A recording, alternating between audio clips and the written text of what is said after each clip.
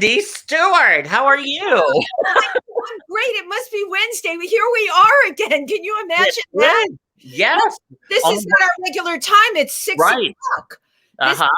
This is a big switch tonight for us. How are you doing? I'm good. It's a little past my bedtime, but I'm good. You're in bed by 6. How was your week this week, Tim? Good. It was really weird. It was very busy, but I didn't really do that much. I mean, I had like a rehearsal here, a rehearsal there, and meeting here and meeting there, but I didn't have like any big performances or anything. So, well, but you had all the work that leads up to it. This is so incredible. I had a performance. I saw your performance. This week, I did a fundraiser for my LGBTQ Triversity. Yes. And the show is called Share Your Heart, Triversity's Got Talent. And Tim, I sang along with my executive director, who happens to be a singer, Stephen Bloomer-Teague. I know. I was watching. I saw it. You did, right? But we did a duet called Bosom Buddies. That was fabulous from MAME. It was amazing. Guess what? I couldn't seem to either learn the words or the tempo or any of that. So really, you didn't even know. Okay. Oh my God. I'm ripping bare all my secrets here. We put it on one of those karaoke things. Right. I look like a professional. I sure you did. You pulled it off. I pulled it off. I certainly did. So Tim, you've also been working on, isn't tomorrow you're going to do your podcast again, Loose Lips? Yes. Yeah. We're going to record another episode of Loose Lips with Ike Shirley. There will be laughter. There will be laughter. Yes, you can always guarantee laughter. So Tim, tonight, I'm saying tonight instead of this afternoon's guest, tonight's guest, I am so excited about this. You want to talk about not only this person wears so many hats, I swear to you, he's got to be the oldest soul on the face of the earth. Right. He's a scientist, a teacher, a Uber author. He's written so many books. He was the most incredible and is music publicist. He's worked with Billy Joel, Michael Jackson. Oh my God. And speaking of Michael Jackson, he is the author of the book called Einstein, Michael Jackson and Me, A Quest for Ecstasy. We have so much to talk about tonight. And I know. And I have to tell you that he is one of my favorite people on this planet. Oh, I absolutely adore this man. I can totally see why. So without further ado, we'd like to introduce Howard Bloom. Howard Bloom. Yay! Woo! Wendy, Tim, it's good to see you. That's an understatement that it's good to see you. Tim was just praising me. Tim is one of the most talented people I've run into in my life. When he performs, he grabs every cell of every single individual in the room and holds it for as long as his performance lasts. I totally love that you use the cell analogy. That is something that you would say, Howard, right? Tim grabs every cell out of every individual. My history with Howard is not as illustrious as Tim's, but maybe it is. I first met Howard on a Zoom show with Icavelli called In Bed with Icavelli. It was on Zoom many months ago when we were all getting our feet wet in it, and there were things called Zoom bombers. Howard and I were the first two people to come on the Zoom. And the next thing I knew, there were two very big strapping men having sex with each other and a cartoon voice screaming out, Black Lives Matter, Black Lives Matter. And Howard, like, you didn't know me. I didn't know you. You didn't know the show you were on. And I remember saying this to you. You may not remember it. I remember saying this to you. Oh, the show's not anything like this. Thank goodness we would have had to take our clothes off, Wendy. I know. I know you were thinking that. It was so awkward. Yeah. Well, it was fun. It was great to meet you. So it's really great having you here today. There's a million roads we can go down with you. Tim, I'm going to let you take it away with the first question. Okay. Well, firstly, I mean, let's rewind, start back at the beginning. Firstly, I just want to say that I had the pleasure of interviewing you a few years ago, and I went on your walk with you through Prospect Park. I had a ball. It was normally an hour show, but we ended up talking for like 2 hours, and I had to break it up into part 1 and part 2 when I aired it, because I was so fascinated with you. I mean, your life, your stories, your evolutions, because you just keep Evolutions, yeah. evolving and changing and growing and shifting. But let's rewind to the very beginning. You were born in was it Buffalo? I was born in the God-forsaken town of Buffalo, New York, a steel town. Place, Tim. They put up Bethlehem ropes Steel. in the winter. Yeah. What was that, Wendy? Oh, yes. You don't ropes in just the freeze winter. in the winter. When you're 4 years old, the snowbanks are taller than you are. The first day I showed up for school in the middle of winter, the snow was up to the middle of my chest. It was up to my nipples. And an older kid volunteered to pick me up under the armpits and carry me across the snow to the classroom, or I wouldn't have gotten there. As simple as that. And that was low-lying snow. High-lying snow was when you had a snowbank up against your garage and you walked on the snowbank, touching the roof with your right hand on the whole walk and running across icicle after icicle that was as broad as your chest. Oh my God. It's totally crazy. So you grew up in Buffalo, and I read so much about you. You didn't have the easiest childhood. You were, kind of not understood. And early on in the game, there were two people that influenced you. I think one of them was Galileo. Right. God. The other one was Anton von Leeuwenhoek. Okay, here's the story. Yeah. So I was probably the most unpopular kid in Buffalo, New York. The other kids wanted to have nothing to do with me whatsoever unless they needed a target, somebody they could humiliate, somebody whose hat they could steal and throw back and forth over your head, somebody they could chase around the block. That was the only use they had for me. My parents had no use for me. God knows why. I mean, for one thing, my dad was drafted in World War II just after I was born. And my mother had to go take care of this new business he had just established, a liquor store. And that meant there was nobody. My mom hired, look, she was an incredibly smart lady. And a smart lady should have known, you got a baby in the house, lady. Hire a babysitter. But my mom didn't. She hired a cleaning woman. And cleaning babysitters understand that their job is taking care of the baby.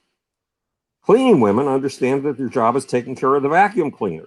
Right. Wow. So I spent my first 3 years of life locked in a little windowless, dark, hardwood floor corridor on my hands and knees while I was still crawling behind a baby gate, looking out into the living room where the cleaning woman, who never even made eye contact with me, was busy working the vacuum cleaner and listening to daytime soap operas on the radio and longing for the sunlight way, way off in the distance in the bay window of the living room and never even being able to reach the dining room, much less the living room. So I started in a strange way. And then the kids wanted nothing to do with me. And my parents had no time for me. And at the age of 10, a book opened in my lap, which is a little strange because you know how you know the location of every book your parents own because it's been in the same place ever since you came to consciousness. Right. This is a book that had no place on my family's bookshelves. So I don't know how it got there. And I opened the book and it said the first two laws of science are these: the truth at any price, including the price of your life. And it gave the example of Galileo, and it said that he'd been willing to go to the stake to defend his truth. 30 years later, I find out that wasn't true, but I needed the heroic, mythic version. And rule number 2, look at things right under your nose as if you've never seen them before, and then proceed from there. Look at things right under your nose that are invisible to you and invisible to everybody around you because you take them for granted. Bring them into the realm of visibility and then proceed from there. And it gave the example of Anton von Leeuwenhoek, the guy who invented the microscope and who looked down at pond water for the first time and saw that we humans had been sharing our entire world with these microscopic animals. He called them animalcules, microbes, ever since the beginning of time, at least human time. So suddenly I had something to live for. Suddenly I had two companions who could not say no. They couldn't pick up their balls and bats and move to another baseball field when they saw me coming, which is something that happened to me when I was a kid. Wow. And they couldn't say no for a very simple reason. They were dead. Yeah. So Right. The dead can't And their speak. story. yes, And so there's I got into microbiology and theoretical physics at the age of 10, oh my God. and and yeah, and I started reading 2 books a day. Now this did not make me popular with the teachers in my classes because I read 1 book a day under the desk in school and paid no attention to the teachers whatsoever. And teachers are just like you and me; they need attention, or they Right. ache for the Yeah. lack of it. And Howard, And then and talented program when you went to school, right? no, Obviously, there was no such thing, and nobody regarded me as talented. When I was in first grade, I am not dexterous manually, and I can't catch a ball, I can't throw a ball, I can't do any of the normal things that kids can do. So I was always the last one to, you do your homework in first grade in the classroom, and then you pass it all to the front. And the kid who finishes first gets a gold or a silver. No, it's a gold star. So I was always the last one to finish the work. So my teacher in first grade called my mom in and said, "You have to take your son in for psychological testing. He's mentally retarded." So people did not see me as gifted and talented, Wendy, not at all. But so there I was reading the 2 books a day. And by the time I was 12, I started to acquire scientific credentials of a minor kind. I built my first Boolean algebra machine. I co-designed a computer that won some science fair awards. My mom schlepped me off to the University of Buffalo, the local university, to meet with the head of the graduate physics department. Can you imagine? How old? But I was 12. So can you imagine if you are the head of a graduate physics department and working with 20 and 21 and 22-year-old kids that wanting to spend any time whatsoever with a 12-year-old? But we spent an hour in his office discussing the hottest topic of the year, which was Big Bang versus steady state theory of cosmology, theory of the universe, and the interpretation of the Doppler shift. And we came out of his room, and he stood over me with his hand on my shoulder and said to my mom, "You don't have to save for grad school for him. He'll get fellowships at any school he wants in theoretical physics." So, and one other thing, my mom, she wasn't capable of intimacy with me, but she was occasionally capable of pulling off these dynamite moves. So she convinced the head of the company that made the valves for the Bell X-1, the first plane to break the sound barrier, and the Bell X-2, the first plane to take a human to the edge of space, to tutor me privately once a week in outside-the-box science. Wow. So, and then when I was 16, I was working at the world's largest cancer research facility in a summer program. I want to crawl into a hole right now.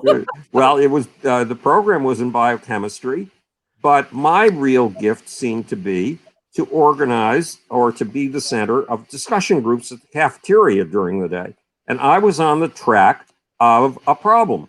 It's called the CPT problem, charge parity and time problem. If matter and antimatter are created at the same time in equal amounts, where did all the antimatter go? It took me 2.5 months because I can be very slow. But at the end of the summer, I came up with a theory of the beginning, middle, and end of the cosmos that predicted dark energy, which wouldn't be discovered for another 38 years. It also predicted inflation, which wouldn't be discovered for something like another 18 years. And then I threw it away because I figured, hey, this is so simple and it's comic book science and it can't be for real. And then all these predictions started to come true. So that's my real background. That's my base. Science is my base. I'm here with Nostradamus today. This is like quite incredible. Mind-blowing. But then there's the other side of things, the new book, Einstein, Michael Jackson, and Me. The subtitle is A Search for Soul in the Power Pits of Rock and Roll. So where in the world, yes, that's it. That's the book cover.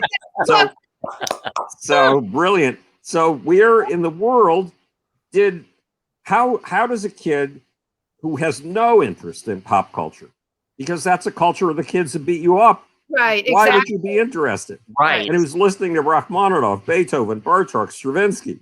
How could a person like that ever get into rock and roll. I worked with Michael Jackson, Prince, Bob Marley, Bette Midler, AC/DC, Aerosmith, Kiss, Queen, Run DMC, Billy Joel, Billy Idol, Paul Simon, Peter Gabriel, etc. Hall and Oates, Sticks. Yeah, Run DMC. Yes, you got it. God. So it started really when I was 12, reading all those books every day. And I had a realization and I couldn't allow it into my conscious mind. I kept it in a closet inside myself that I was an atheist. And this came at a very... You could not admit that, right? You could not No, admit because it came at a very inconvenient time. Mm-hmm. I had the first party I would ever be invited to in Buffalo, New York, coming up. Mm. And if I confessed that I was an atheist, I would blow it because it was my bar mitzvah. Oh my God. So I waited until the bar mitzvah. Then I spent 2 months writing the thank you notes to all the people who'd given me money and presents and all kinds of boodle. And then I finally was able to confess that I was an atheist. But because my birthday's in June, I didn't finish the thank you notes until the end of August. And the end of August is just before the beginning of September. And what happens at the beginning of September on the Jewish calendar? Because I'm a Jewish atheist. The Jewish holidays. It's called the High Holidays. It's the High Holy Days, yeah. Yes, and my parents were not observant, and they never went to temple unless somebody, friend of theirs' son was having a bar mitzvah or there was a wedding or something. But when it came to the High Holidays, their attitude was radically different. So I did not want to go to the synagogue. And my parents somehow got me into a suit, which is almost impossible because I hate suits. As you can see, this is not a suit. And they somehow got me into their blue 4-door Fraser automobile. And they got me all the way to Richmond Avenue, which is where the synagogue was. And then I refused to go any further. So we picture the scene. My parents are holding onto my ankles, trying to pull me out of the car. Your ankles, you wouldn't get out of the car. I am holding on to this sturdy American-made door frame with all my might. And I have a sudden realization. Galileo accomplished what he did by taking an instrument that was designed for horizontal viewing. It was designed to see enemy troops coming over the horizon before the enemy troops realized you've gotten a handle on them. And Galileo found the secret ways in which this was built, made one of his own, because it was a secret military weapon for the Dutch. And he did something outrageous. Instead of looking at the horizon, he turned his telescope to the sky. Now, this is outrageous because everybody knows what's up there. That's God's territory. And Aristotle said that the only perfect form is the circle or the sphere. So it's got to be circles and spheres. Plus, it's God's underwear. How dare you? It's the bottom of, it's the underside of God's living room rug. How dare you look up with this peculiar instrument of yours? And he discovered that there were things in the sky that looked like stones. And they were irregular, and they certainly weren't perfect spheres. And he changed our relationship to the cosmos we live in. Yeah. And Anton von Leeuwenhoek, Anton von Leeuwenhoek was a draper, which meant that he imported fabric from all over the world. And he used a magnifying glass to look at how fine the weave was in the fabrics that he was importing. And then it occurred to him, if he ground the lens a little bit differently, he could look straight down. And that's when he looked at pond water. And is this a PG rated show? No, say whatever you want. He looked at live human sperm. And he sent off a report to the Royal Society on the animalcules that he saw, which is, it took me 30 years to realize. How did he get live human sperm? Yeah. Yeah, he confessed it to the Royal Society. I mean, that took balls in more ways than one. So there I am clinging to the door frame, right? And my parents are yanking ankles, right? And I suddenly realized I'm an atheist. So there are no gods in this picture. There are no gods in the heavens, no gods underneath the earth, but there are gods in this picture. Where are they? They're in my parents. They're in this absolute passion and conviction with which they are willing to drag their firstborn son up the street with his face on the pavement, turning his face into hamburger, in order, just God knows, to accomplish what. But those are gods. And if the gods are inside my parents, they're also inside of me. And my task is to take the lens and turn it inward. Now, I was to find the gods inside. Now, I wasn't the first one to do this by any stretch of the imagination. Sigmund Freud had done it a long time, 60 or 70 years earlier. But that became a mission in life. Plus, my synagogue was set up like a Lutheran church. It was set up with these rigid wooden pews. And if the only space left for you was in the middle of the pew, you had to get everybody in the pew to either stand up or get out of their seat so that you could make it sideways between the pews to your seat. And then in front of you were books. And you stood up when the rabbi told you to. You chanted when the rabbi told you to. You sat down when the rabbi told you to. There was no emotion to it. And somehow, and I have not figured out how, I had become aware of the possibility of ecstasy. The possibility of an experience in which you are caught up in something far bigger, or that feels like it's far bigger than you are, in which you lose your normal self entirely. An experience of pure passion. And I knew that did not exist in my synagogue. And that became a mission for me, to find it and find the gods inside.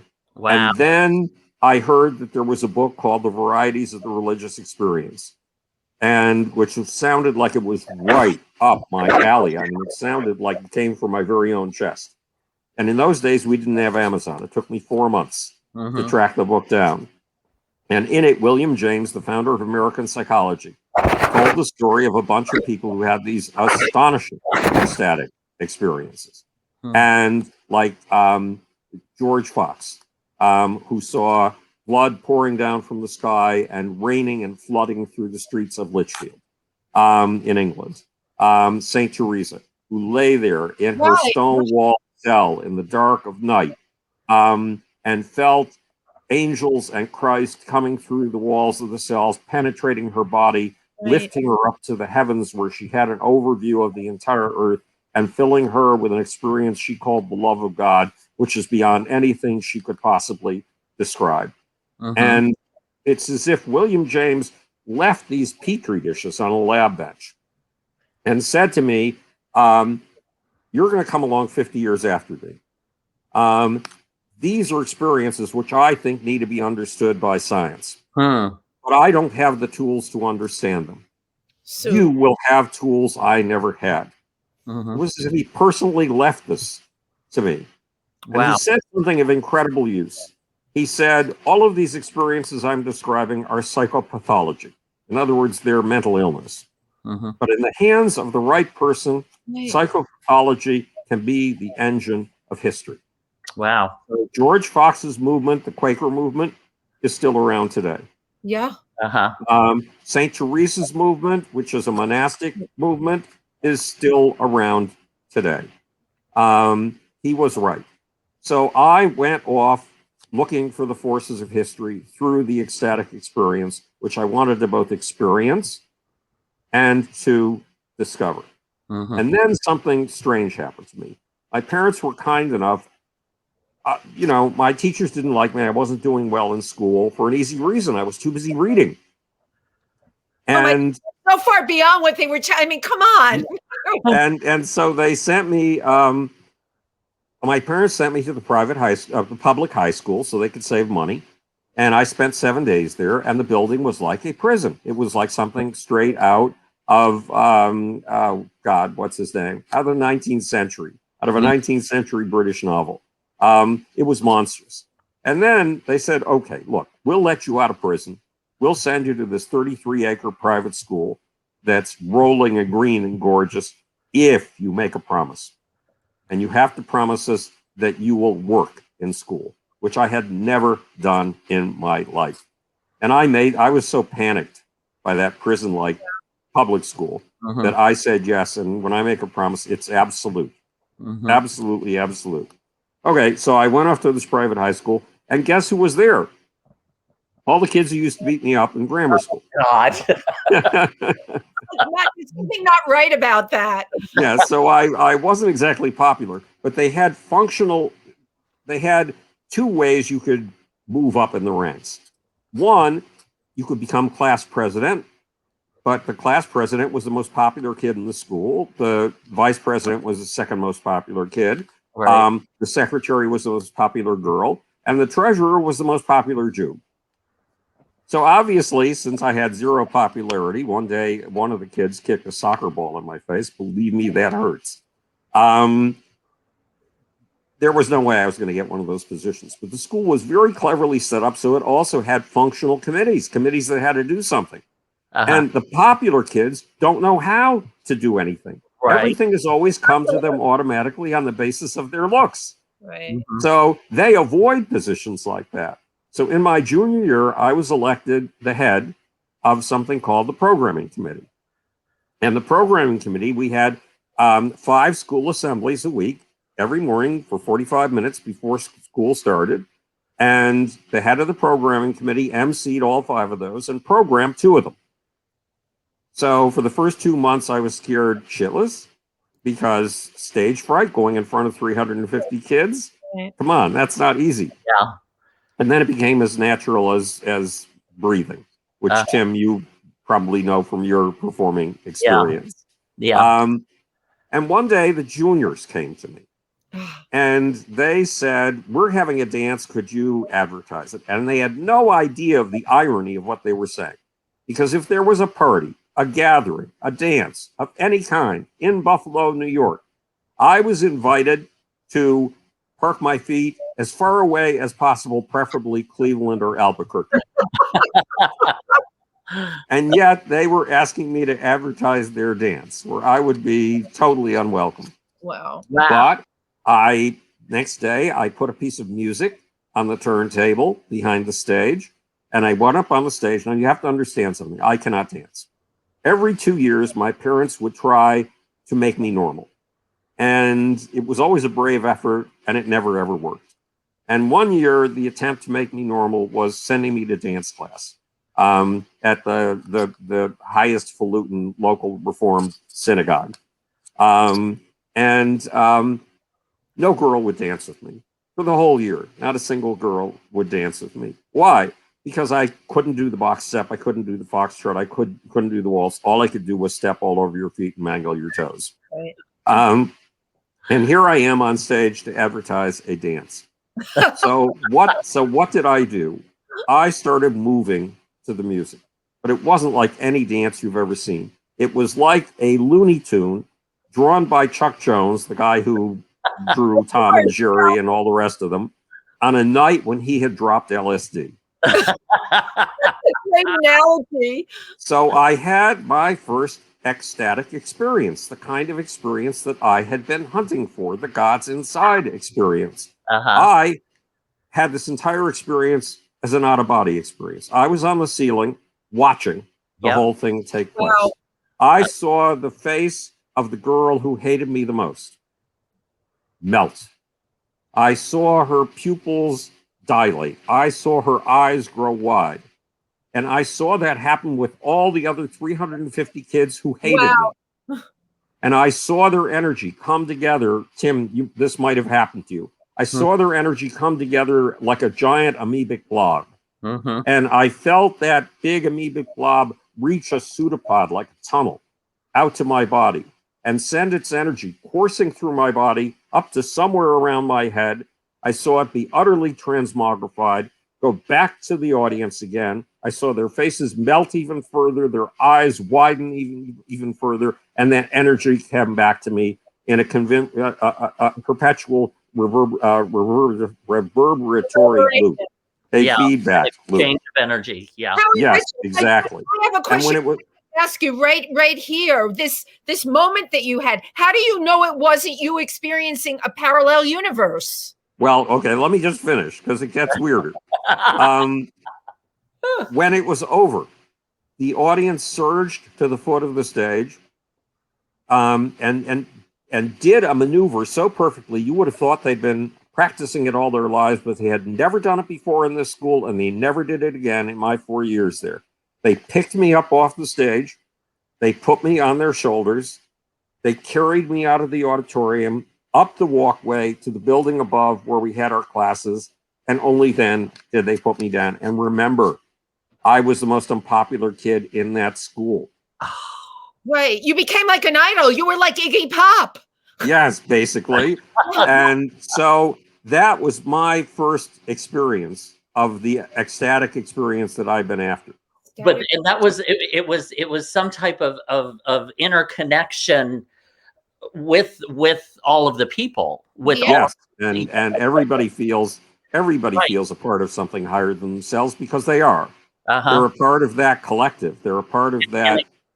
Right. And again, that's part of the cosmos. That's part of the it all interconnects. Yeah, exactly. Uh-huh. So and you're right, Tim. It has many elements. It connects to the cosmos, and it connects to just about everything that I would ever study again in my life. So now we'll fast forward a little bit. Well, we'll do two things. First of all, when I was 12 and in 8th grade, one day something happened to me that had never happened before. A girl looked at me, and then she made eye contact with me. That had never happened before. Wow. And she said, I told my mother that you understand the theory of relativity. I was 12. And I didn't dare confess that I didn't understand the theory of relativity because the only thing I had going for me was that the other kids at least had a name for me. They called me the sickly scientist. I had to live up to my reputation. So as soon as school got out, I jumped on my bicycle and I pedaled to the local library where the librarians literally knew me better than my mother did. Mm-hmm. And I said, give me everything you've got on relativity. And they went through the stacks. They pulled out 2 books, a great big fat book by Einstein and 2 collaborators, and a little skinny book by Albert Einstein himself. I put them in my bike rack and I pedaled home as fast as I could.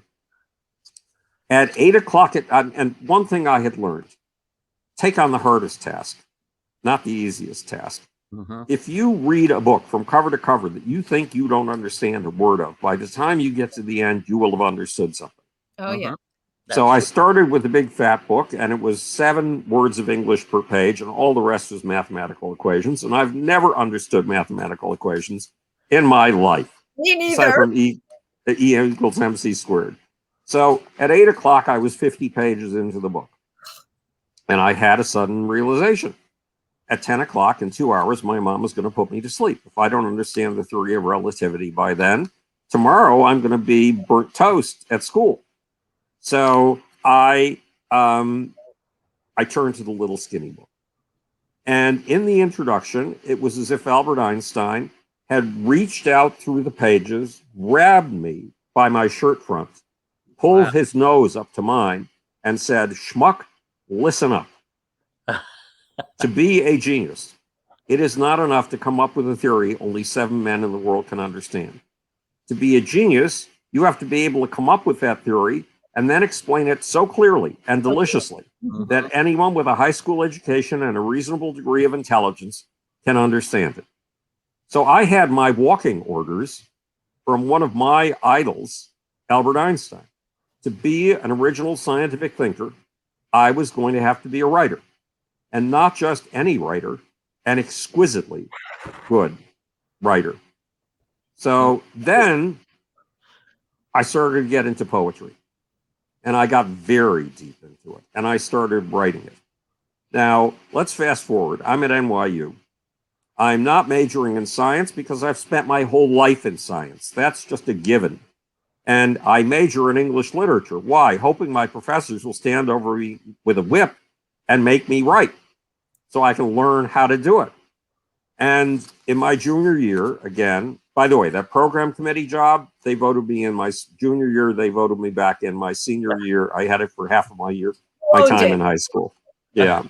So at any rate, so I'm in my poetry writing class with the poet in residence at NYU, a guy who's kickstarted a lot of reasonably famous careers.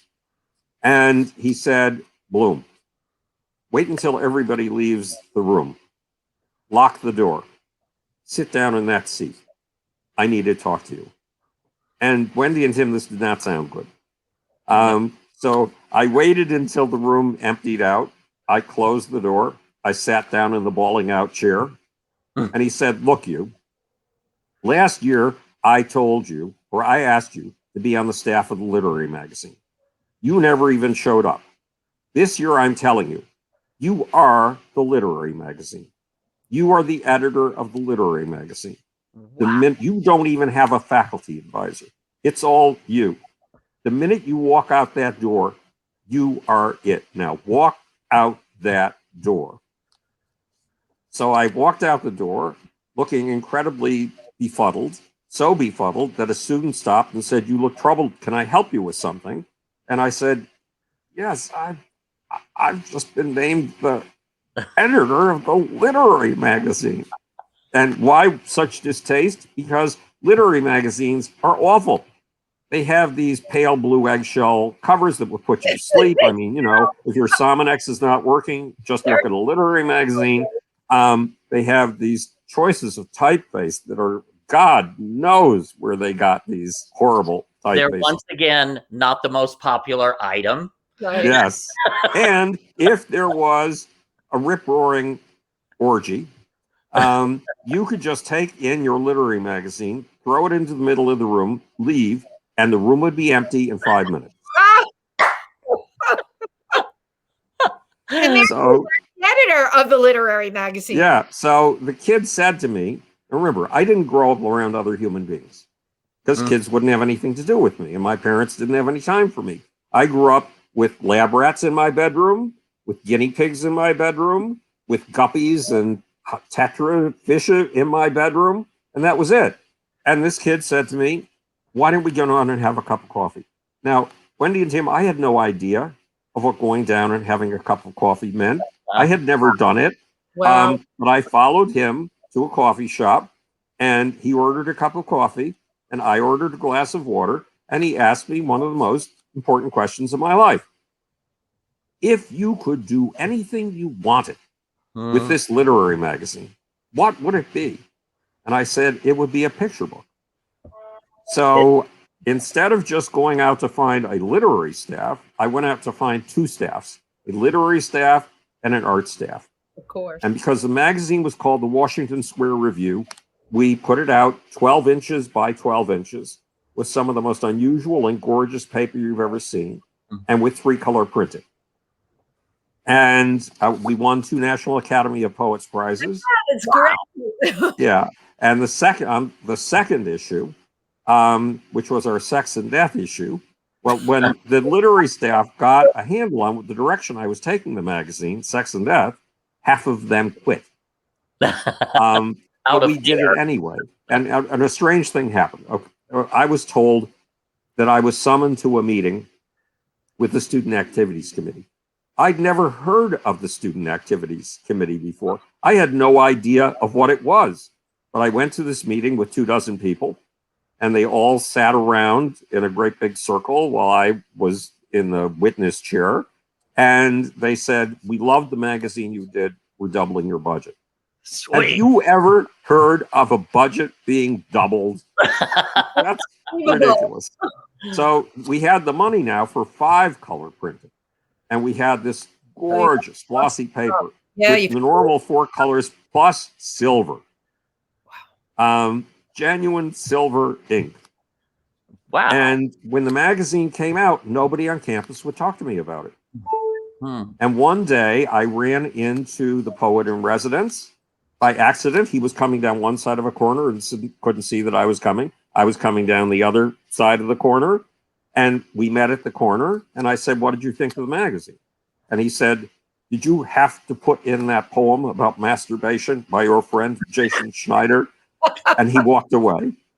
But I got calls from the art director at Look magazine, which was this great big glossy gorgeous bi-weekly. The art director at the Evergreen Review, which was the leading bohemian avant-garde magazine in North America. and Boy's Life, which is a great big color glossy magazine. Boy's And Life. I had no contact with art directors. It had never occurred to me that they were even in New York. So the end of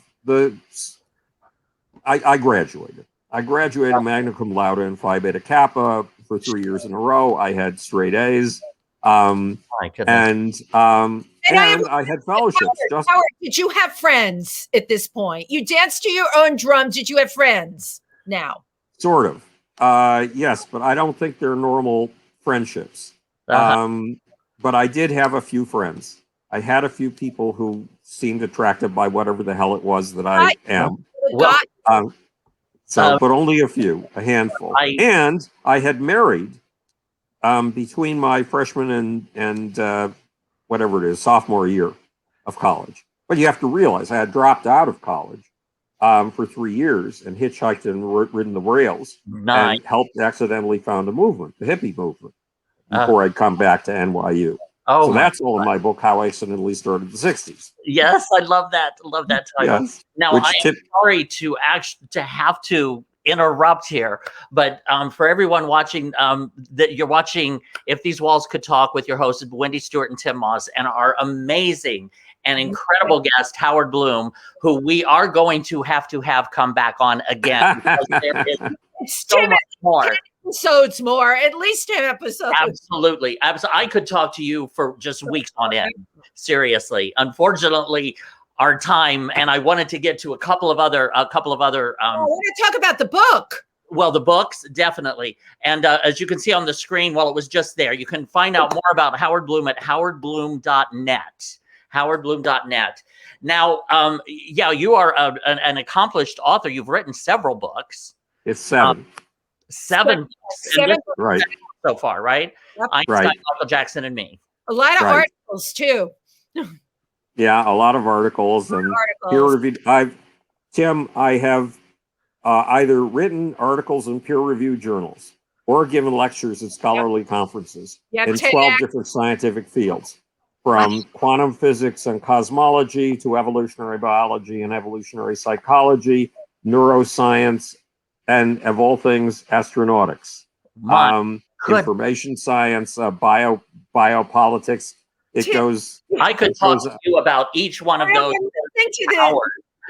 But one of the things that a lot of our audience would find fascinating is that you had figured out a way, looking for this. What was it? God particle or God? Well, are we talking about the Big Bagel theory? Big Bang Theory, right? Big Bagel. Big Bagel theory. Yes, the Big Bang Theory was around for a while. It's as old as I am. Big Bagel was that one. I remember I told you that at 16, I came up with this theory of the beginning, middle, and end of the universe. Yes. And you can find it if you look at Howard Bloom, YouTube, Big Bang. You'll find the animation. It's a 5.5-minute animation. It explains the whole thing. And as I said, it's predicted 2 really major things: inflation and dark energy. Yep. So, but you also had tuned in to the human construct or the human emotions. Right, the zeitgeist, mass mood swings. And applied that to public relation with the rock and roll scene of the 70s and the 80s. Right. So I was about to explain how I got into that, but of course you can see that my method of explaining things takes 45 minutes. But that's what I mean. I could just sit with you for hours and talk with you. I wish we had. So I'll tell you the next time about how I got into rock and roll. Okay. But yes, here I was, a person who listened to Rachmaninoff, Beethoven, Bartok, and Stravinsky. And one day I was sitting at a cubicle at ABC where I was doing PR, and how we get into that is the story I'll tell you next time. Okay. And Seymour Stein, the founder of Sire Records, who's just wonderful, and who's the discoverer of Madonna, stuck his head in my cubicle and said, "Schmuck, if you're so smart, why don't you have your own company?" And look, Tim, you can challenge me on many things. I can't throw a baseball. I know that. I only know the difference between a baseball and a football by the fact that one has pointy little ends. Yep. And so, but if you challenge me on my smarts, like that girl did in 8th grade, who said she told her mom I understood the theory of relativity, I have to defend myself. So I went out and started my own company, a PR firm in pop music, because I had already discovered through the story that I'll tell you next time if I can condense it to 45 minutes. That I had discovered that rock and roll was where the gods are. That a rock and roll concert is an ecstatic event. It's an event where you go in being very self-conscious about how you look to the people behind you and the people around you, and are trying to look cool. And then the artist takes to the stage, if the artist is a truly gifted performer, and your whole sense of personal identity melts away. And it becomes almost a communal experience. It becomes a communal experience, because remember, that girl who hated me the most at Park School, and whose face melted and whose eyes widened, she was becoming part of a group of 350 with a collective energy. And you, as the artist on the stage, are the tongue of that audience's identity. You are speaking, giving voice to something higher that everybody becomes a part of in that group. I mean, every move you make, you know this, Tim, for performing. On a really good night, every move you make is basically fueled and shaped by the audience. Because you're constantly measuring what is going to the very core and lighting them up. And in the process, you become their tongue. You become their voice. You become their embodiment for the moment. Just like, and I'll give a horrible example, just like Donald Trump has become the embodiment of the soul of roughly 30% of the American population right now. That's exactly what has happened. It is the rock concert, but the performer is Donald Trump, and the masses out there have become one with him. Right. And so I understood that. So if you came to me, Tim or Wendy, if either of you came to me and you wanted me to work with you, I would give you a little speech. And the little speech would say, if you expect me to fashion an artificial mask for you, a so-called image, and to tell you that it'll sit back like a guy in a plaid suit with a cigar and tamp the cigar and say, kid, with this image, I'm going to make you a star. Then I'll get you an appointment with my best competitor. And you'll be in his office in 2 hours. If you're going to work with me, you have to understand music is not about an exchange of pieces of plastic. Music is not an exchange of money. Music is an exchange of raw human soul. Yes. And if you and I are going to work together, I'm going to spend 6 weeks producing no results that you can see, studying everything you have ever written, every interview you have ever given, every album cover you have ever made. And then I'm going to require coming out to see you in your environment with no handlers, no managers, no wives, no anything, just you and me in a room. And what am I looking for? Well, when you're up against an album deadline and you have to write a certain number of songs, you sit down at 2 PM in front of a blank piece of paper or a blank computer screen and you're scared shitless because you think you cannot write a lyric. Right. And you wonder how you've ever written a lyric in the past. But on a reasonably good day by 4 PM, there's a lyric in front of you. What I'm going to do is find the gods inside you that wrote that lyric. Wow. And when you go on stage on a really good night, you are danced like a puppet. You are an empty pipe through which the souls of anywhere from 700 to 70,000 people flow up to what Peter Townsend used to call the Godhead. And wow, so you are danced like a puppet. And my job is to find the gods inside you that danced you. And then my job is to introduce the gods inside of you to the normal, hello, how are you, fine, thank you very much, self of everyday life. So you can be true to it. And what did I mean? John Mellencamp. I first I was driving a rental car down Sunset Boulevard, and a song came on the radio. And the song did something to me that no piece of music has ever done to me before in my life. It disabled me. I wasn't capable of driving. I had to pull into a parking space as quickly as I could and just listen to the rest of the song. Wow. And it was Hurt So Good by John Mellencamp. Yeah. Now, I became John Mellencamp's publicist. I made all the demands that I've just told you about. John's manager said no. John said, if that's the way he does things, let's give him a chance. And John and I became inseparable for 7 years. Wow. Wow. And one day John called, and this is very rare. He's called me maybe 3 times in my life. And he said, look, I've been offered $1.25 million by Heinz Ketchup for Hurt So Good. Now, Heinz Ketchup in those days, the squeeze bottle had not been invented. It was all of glass bottles. Yeah, you could not get that ketchup out of the bottle. Yep, right. And Heinz had decided to make that lemon into lemonade. So they had taken Carly Simon's song Anticipation. Right, I remember and that. Made it as an ad. And now they wanted Mellencamp's Hurt So Good, which fit for the ketchup, but not for John. And he said, what should I do? And I said, John, what do you want to be doing in 15 years? Do you want to be raking in the interest on your investments? Or do you want to be making music for your fans? And John said, making music for my fans. And I said, okay, you have to turn down the ketchup commercial. And then I explained why.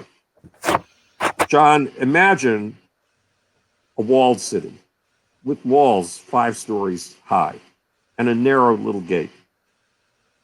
You are outside the walls of that city. You are standing there alone in the wilderness outside that city. And yet you are raising your fist and saying, I don't care that you don't see me. I have a right to be. I have a right to exist. And in doing that, you were saying that on behalf of hundreds of millions of people who feel the way you feel and have felt. And if you accept that ketchup commercial, you will be allowed through the gates of that city, and you will be attending cocktail parties in that city. And you will no longer be the voice of those who are locked out. You will be one of those who locks other people out. So my job was to know who John was, what his soul, his gods inside were, and to be able to articulate that to him, to keep him on course when he needed it most. So John turned down the commercial, and his manager, Billy Gaff, quit because he turned down that commercial. Wow. But if I'm lucky, John Mellencamp is still John Mellencamp today. Yeah. If I'm right, he still has authenticity. Yep. Absolutely.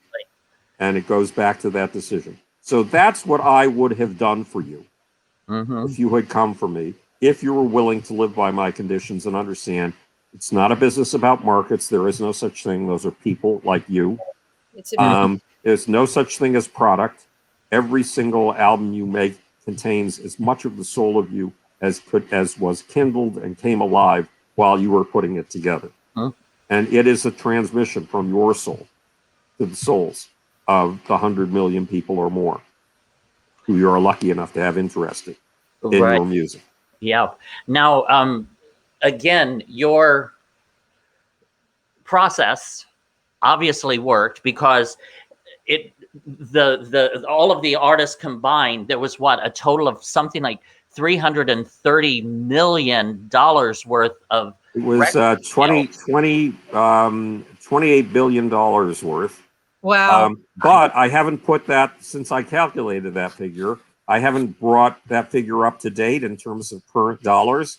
So it was probably more like $33 billion. It was more than the gross domestic product of Luxembourg or Qatar. I love that. I love that. That's great. Oh my God. I am so sorry to have to cut off right now. No, I know. I wanted to talk about the book. That's what I mean, Howard. I can talk to you for so long about such a wide variety. There are so many facets and so many angles to who makes up Howard Bloom. Right. You're just a fascinating human being. I hope you see yourself the way we see you, which is just a remarkable human being. You really are, and very unique and very original. And Howard, I know we have to go, but I have to ask you this question, okay? You grew up really in isolation. Your inner gods were discovered by you. We are now in a pandemic, and the base of this is isolation. How do you think, as human beings, this is going to affect us? It's expanding us because we're up against a challenge, and we have a solution that people did not have. In 1918, when the last of these pandemics hit, we have the internet. Now, in 1988, I got extremely sick and was in a bed for 15 years. Right. And for 5 years was too weak to talk and too weak to have another person in the room with me. What saved me? It took me 3 years to realize how to do it, but I went out and became another personality, built a whole new self on the internet. So I'm accustomed to this interneting as real life. For me, it is real life. And this pandemic is forcing other people to go through what I went through. And we will come out of this with a whole new capability that we didn't have. Yeah, we believe it. Absolutely. Thank you so much. One quick thing. Yes. Correction that I want to make. In a show, I think it was Ike's show where we were all on, you had asked me about when did I know that I wanted to be an entertainer? Right. And I don't know what I said or why I said what I did, but in actuality, I saw Barbara Streisand in Central Park on television. I saw that, and I was like, that is what I want to do. And how old were you, Tim? What's that? How old were you? Oh my God, I was probably about 10. Right. Okay, that makes sense. But there's also usually an imprinting point around the age of 5. So we'll have to dig back sometime and find out what was going on at the age of 5. Well, again, until we can have you back on our show again for Howard Bloom Part 2, and hopefully Part 3, and maybe even Part 4. I'm down for that. Believe me, I adore you. I respect you. I admire you. I can't say enough about Howard Bloom. So find out all about Howard Bloom. Find out all about Howard Bloom at howardbloom.net. Okay, and Howard Bloom's book, Einstein, Michael Jackson, and Me. And every one of his books. On and everywhere. Yes, and every one of his books. Just fascinating human being. So, Howard, I thank you from the bottom of my heart. Thank you so much for taking some time with us. We so appreciate it. And you are welcome back on our show anytime. Thank you, Tim. Thank you, Wendy. Really great being here with you. And there wasn't even any pornography today, Howard. Maybe next Well, the evening's young. So. Yes, we'll have to arrange for the pornography next time, Wendy. Thank you, Howard. All right, have a great night. You too.